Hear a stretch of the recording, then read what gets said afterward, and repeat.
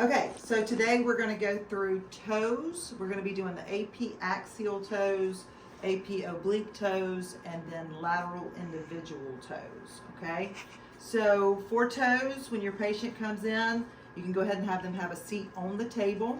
You will need to make sure they take their shoe and sock off. If there are any anklets or jewelry on the toes, they would need to be removed if the patient can remove them. If they cannot remove them, it's okay. Leave them on, make a note on your paperwork to your physician that the patient could not remove it.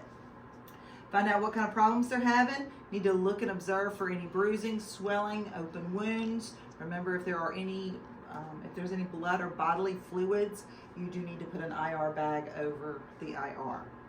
So these are done tabletop, 40-inch SID.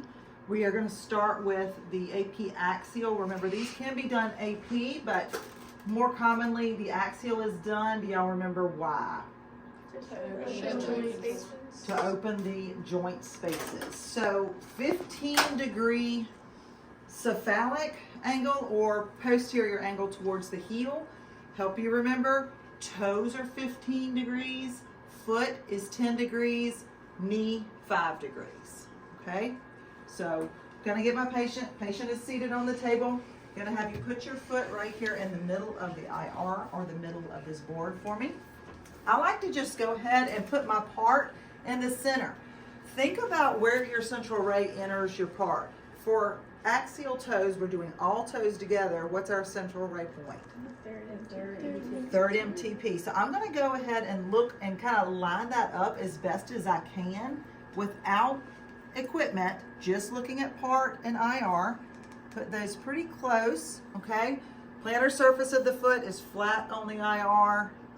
Make sure that the knee, the lower leg is all straight. I don't want any rotation. If her knee is out here, look what it does to the toes. See how it raises them up?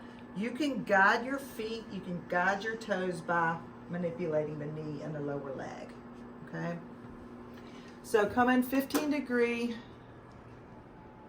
here. Wow.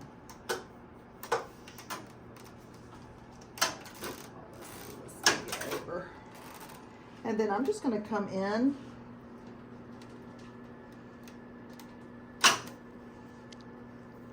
too high.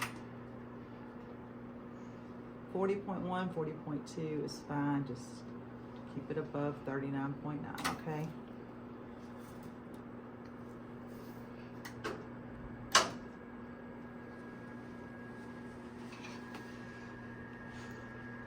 Straighten out a little bit.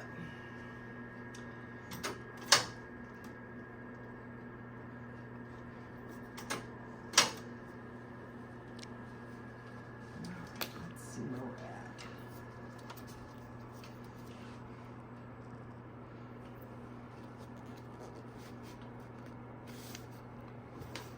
Put my right marker in the corner. 1 inch collimation past the toes, 1 inch on the sides, and then make sure you're including into the metatarsal bones. That is your AP axial toes. Axial, once again, is done to open your joint spaces. She would be shielded. Tell your patient to hold still. We're on tabletop on our tube at 40-inch SID. Everybody good? Mm-hmm. Make sure you're aligned. All 4 edges, you're centered to your IR. Good? Yep.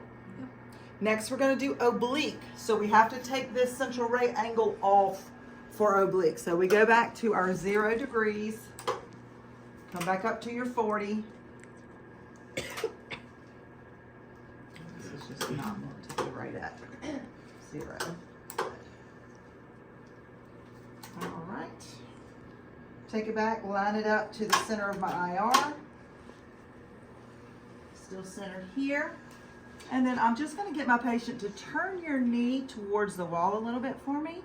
Right there. This is a 30-degree angle of the foot. Just a slight angulation. That right there. Still coming in. Third metatarsophalangeal joint.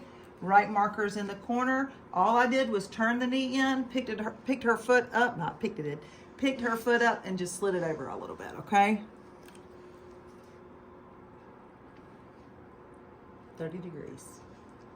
still want to see all metatarsal bones. I want them to be separated. This projection is going to allow us to see a little bit more space between the third, fourth, fifth metatarsal. It's not a steep angulation because we do not want to overlap the metatarsal bones. Okay. All of these are going to be done at 63 kbp at 0.9 mass. All toes. Questions about AP oblique? All right, now the lateral toes are done individually. Okay, so let's stop that for a second.